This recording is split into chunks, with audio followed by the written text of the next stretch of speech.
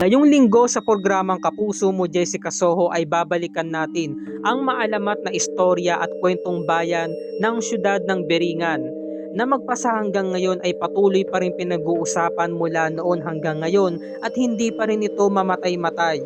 Dahil kamakailan lamang namataan ng isang SUV na sasakyan na muntikan ng mahulog mula sa tulay ng Gandara, Samar at nasa dulo na ito ng hating tulay.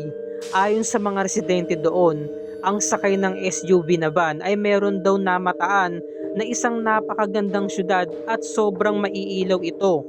Ayon sa istorya ni Raimundo, yung SUV nakatama at nakaangkala sa bakal. Hindi napansin na nasa hangganan na siya ng tulay. Ang kwento-kwento, meron daw kasi silang nakita ng mga malalaking bahay at maraming ilaw mula sa lugar. Wala namang ilaw doon. Baka yun ang sinasabi na syudad na Beringan. At heto pa ang sinabi ni Oliver. Nagtaka talaga ako kung paano siya napunta doon sa may tulay. Parang may barikada dyan eh. At heto naman ang sinabi ni Nora, isa pang residente.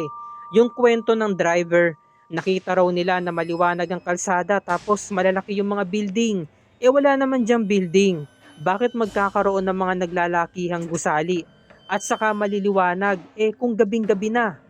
Patutunayan yan ng mga nakasaksi bukas ng linggo ngayong gabi.